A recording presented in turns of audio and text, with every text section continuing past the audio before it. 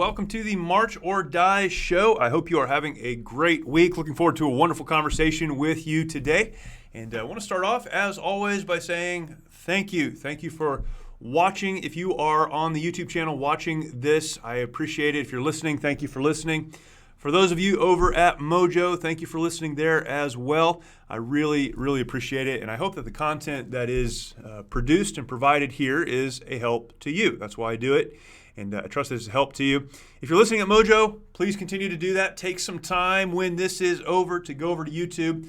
Find my YouTube channel. You can look for my name, Jeremy Stolnecker. Really simple, Jeremy Stolnecker. You can find my name there. And you can find my channel. And I would encourage you, please subscribe, hit the notification bell, share the content out, leave a comment. This is not the only thing that's there. There is a lot of other content there as well. And I'd love for you to be able to check that out. And again, hopefully that's a help to you. For those of you that are listening to the podcast version of this, thank you for doing that. Make sure that you subscribe to whatever service you are listening to this podcast from or on, and make sure you get these episodes when they come out, when they are produced. And generally that's on Friday night or Saturday morning. These are pushed out. So make sure that you're subscribed there. That would be great. Again, you as well, please take some time to go over to YouTube and check out the videos there. That would be awesome. And as we jump into this, I will remind you, you can find this content, blog posts, all of my social content, everything at jeremystolnecker.com. jeremystolnecker.com. Everything is right there, so go check that out. Would love it. You can leave me a comment, send me a message, and that would be awesome. Again, I really appreciate sharing this time with you. This is the March or Die show, and this is the show where I do my best, either by interviewing guests who can help give insight on this topic, or by sharing thoughts and ideas that I have, things I've experienced or seen in others, on the topic of moving forward when it feels like your world is falling apart. And man, we understand that. We know what it's like to live in a world where it feels like everything is falling apart or falling down around us. Now, this may be globally. We look at the world around us and we see so many problems and so many difficulties and so many obstacles, and it feels like things are out of control. It may be our world. It may be those relationships that we're involved in. It could be something that we're dealing with at work, or maybe a financial hardship. It could be something else. Whatever it is for you, this is the show where, again, I do my best to provide principles and ideas and some motivation to push forward in spite of those things. The idea in all of this is that we have really two choices. I mention this every week. Two choices. We can stay where we are and die. We can do that. That death is so often anything but physical. We think of death in very physical terms. It's something that happens when a person stops breathing. They are dead. But how many people are breathing? They're alive. They're working. They're doing the stuff they're supposed to do. And yet, if you could get a peek on the inside, they're dead. There is no purpose. There is no hope. There is no direction. They've simply decided that they will exist. And existing is not living. They've decided, because it's a decision we make, to stay where they are and die. It's just too hard. But there are others, and this is what we talk about on this show, who have decided that it's better to march.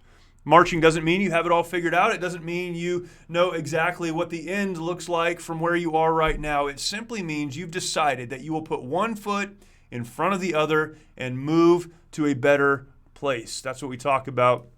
And I want to talk about that today from a perspective that I think all of us can relate to some degree, all of us understand to some degree, but all of us, if we're honest, struggle in this very specific area.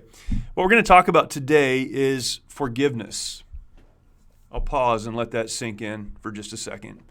We're going to talk about forgiveness. Have you ever had to forgive someone? Have you ever had to be forgiven?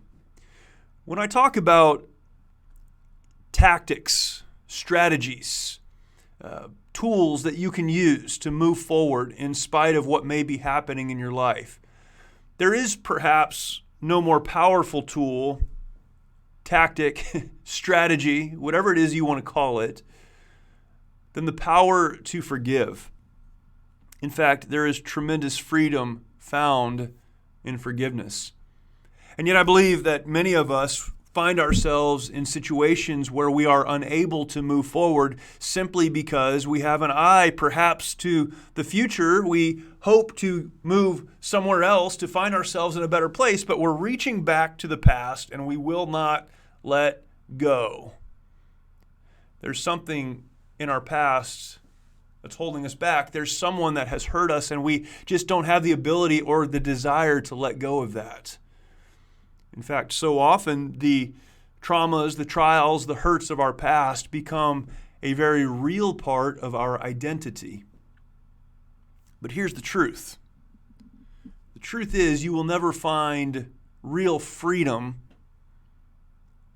You'll never find the ability to move forward in spite of the obstacles that life will inevitably present until you find the ability to forgive. We're going to talk about forgiveness for a few minutes today. And again, I hope this will be a help to you. This is something that can absolutely change your life. I'll tell you though, having talked to a lot of people about this and topics like this, I understand this is extremely personal as well. If you have been hurt by someone in your past and it's a hurt that you can't forgive or you've been unable to forgive, I was going to say unwilling, but unable to forgive, then perhaps even hearing the topic of forgiveness, you give yourself a pass or you say something like, yes, but they've hurt me so bad. I can't forget.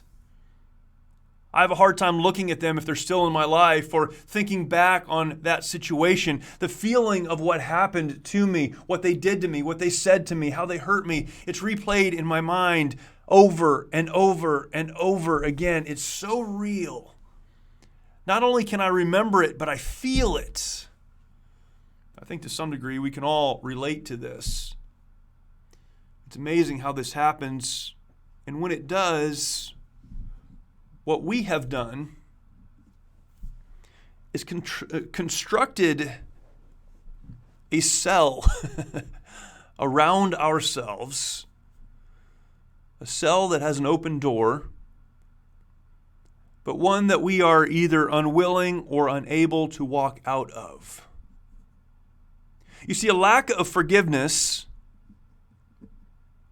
creates an environment where we lack freedom. What's interesting about this is that it's not because we can't find freedom or cannot be free. It's because we've somehow decided that what we relate to and what we understand inside of that cell is either something that we have so identified with we want to hang on to, it sounds strange, or we concluded at some point it's easier to just stay there than it is to walk out that open door. Here's the decision we're making in the midst of a life of unforgiveness. We're making the decision to stay where we are and die instead of putting one uncertain, difficult foot in front of the other, moving out of that cell and beyond, where we can find true freedom. I don't know if you need this. I don't know if someone else that you know needs this, but this conversation around forgiveness is a big one. It certainly would require more time than we have today, but it's something that we at least need to think about. When we think about forgiveness, I want to give you some strategies perhaps that you can employ to understand forgiveness and to begin moving forward in forgiveness, to forgive those who have hurt you, to forgive and let go of what is holding you back. I believe that forgiveness is something that we have absolute control over, even though it doesn't feel like it. Why do we need to forgive? This is the first question we have to answer, because a lot of people will say, well, I don't want to forgive. Why do I have to forgive? Oh man, this is a strange one. It's strange because I have had the exact same thought. I've said the exact same thing. I don't want to. I want to hang on to this feeling. I'm afraid if I forgive, I'm letting them off the hook or I'm letting them go. The problem is, if we don't forgive,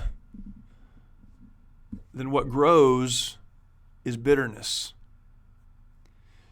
We become bitter. In fact, in the Bible, it says in Hebrews chapter 12 and verse 15, we need to look carefully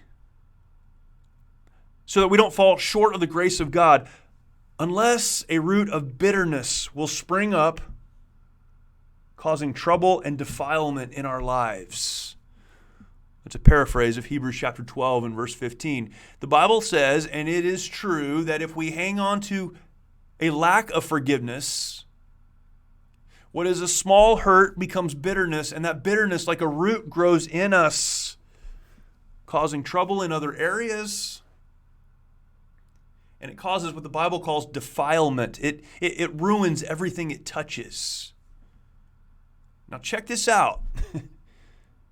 Maybe you're having problems in your current relationships because of the root of bitterness that's grown up inside of you, the resentment that you're holding for someone else in an old relationship.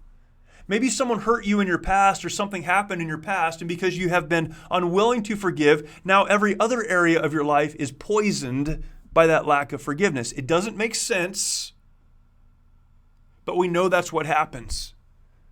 You begin to look at every other relationship or situation in your life from the position of what happened back there. And so what happened back there, you're hanging on to it, unwilling and unable to move forward where you are. Every work relationship is a bad relationship because at some point someone hurt you at work. Your boss, every boss, doesn't matter who they are, they're an idiot. Because at one point you had an idiot boss who hurt you, and now you view everything that way. You're in a relationship with a husband or a wife, a boyfriend or a girlfriend, other relationships inside of your family, and you view all of them from the position or the point of hurt because you've been unwilling to let go of that. You're sitting in that jail cell with the door open looking out, and you see everything through those bars because that's where you are. This root of bitterness has grown up inside of you. The truth in all of this is that resentment and bitterness are the fruit of unforgiveness. They're not separate emotions or feelings.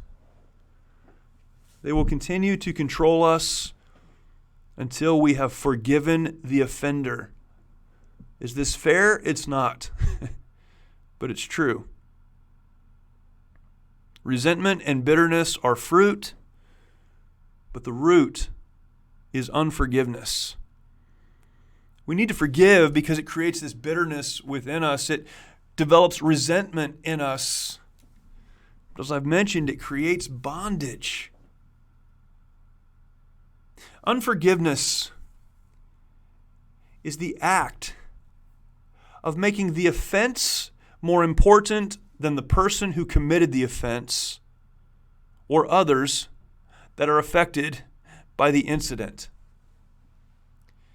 I'll say that again. I know it's difficult if you're listening on the radio or listening to a podcast to get all of this, but unforgiveness is the act. It's a decision we make to make the offense, what has hurt us, more important than the person who committed the offense, or more important than the others that are affected by it. Here's what I mean. In the context of a relationship, someone hurts us and we make that hurt far more important than the person who did the hurting. I know not every forgiveness leads to a point of complete reconciliation, but in so many areas of our lives, people have hurt us in ways that can be forgiven, that should be forgiven, and that don't need to be more important than the relationship.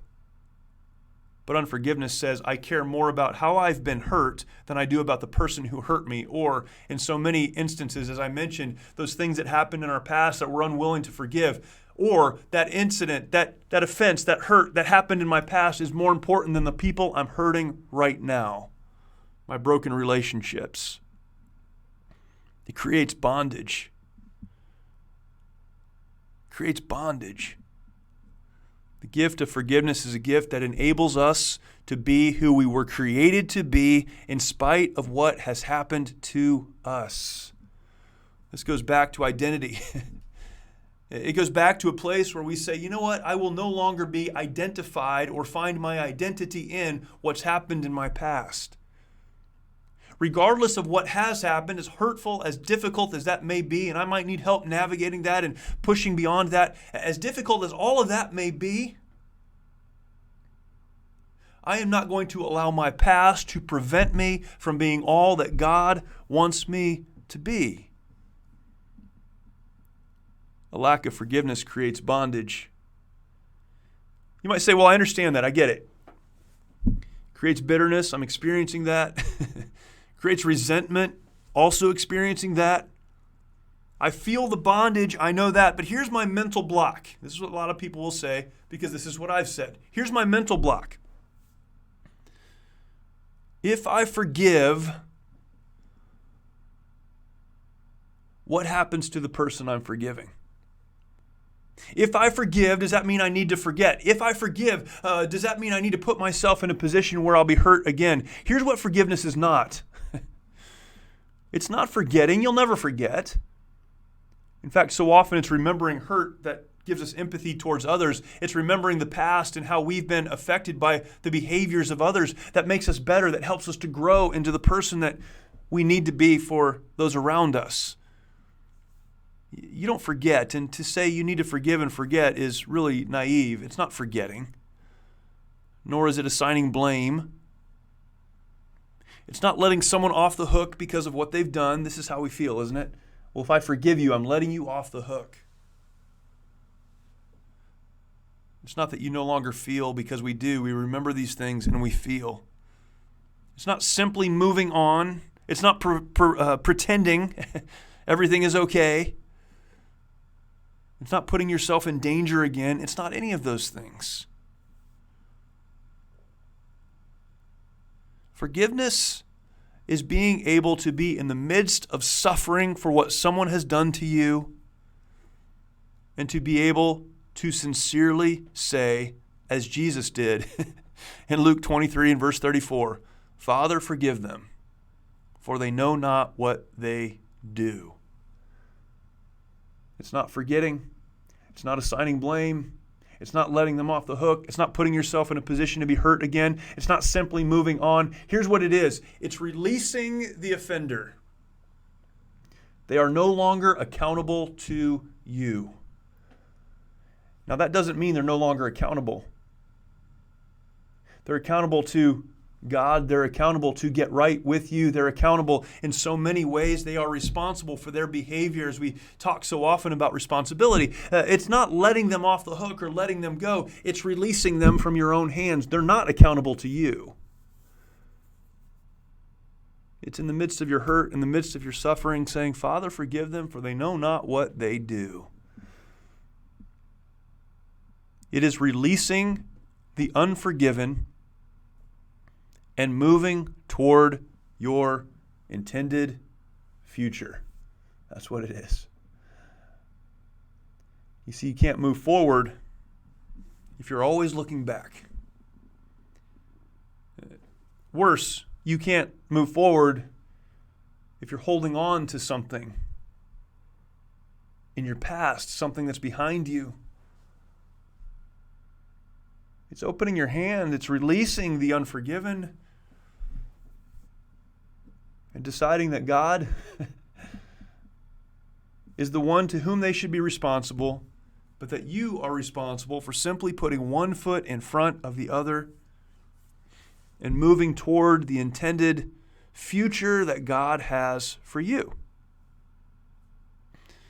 So how do we do this? And again, I know this is not easy. This is a lifetime. So often this is coming back to a place of remembering, understanding, releasing, and following through on these things I'll tell you about here in just a second. Every day, It's about going through this process again and again and again, deciding I'm not going to hang on to that. I'm not going to let that prevent me from moving forward. I'm going to open my hand and let them go. They're no longer responsible or accountable to me. There's some things we can do, though, and I want to give you a couple of thoughts as we kind of finish up today.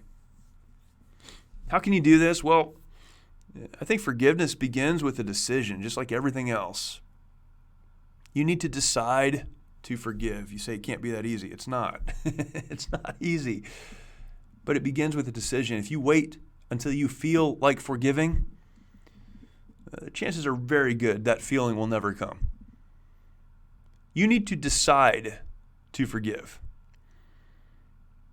We say, I'm not going to forgive them until they come to me or until they ask me for forgiveness or whatever. We need to decide to forgive in spite of how we feel. There are a lot of areas that feelings are very helpful. This is an area, I believe, where feelings can be hurtful and damaging because there's often so much emotion attached to whatever it is that someone's done to us. We need to decide, knowing that it is best for us and for others that we forgive. We need to decide first to forgive. That's the first thing we have to do. I believe we also then need to put things into proper perspective. It's crazy. We all do things that are not nice to others. We hurt people. We say things. We do things. Somehow we want people to extend grace to us. We know why we do things, and we want people to be quick to forgive us, but we're very slow to forgive them sometimes. Only one perfect person has ever lived on this earth. That's Jesus Christ, the Son of God. He was perfect. He was without sin, without error, and he was murdered by his own creation. And yet he came to pay the price for sin, that creation who murdered him needed him to pay. He is our example. If Jesus can forgive us, then who is it that we cannot forgive? What is it that someone's done to you that is unforgivable? Now I pause here because I know that some people have been hurt very, very deeply, and so often even in the context of the programs that we run, I talk to men and women who were abused as children by people that should have cared for them. The deep, deep hurt. As horrible as that is, as deep as that hurt is, I don't believe it's as deep as the hurt of the creation murdering the Creator, Jesus. Jesus demonstrated forgiveness and self-sacrifice. He is the model. He is the standard. Now, we're not Jesus. We're not perfect. And so forgiveness is a process we have to go through. But again, it's not about the act committed against us.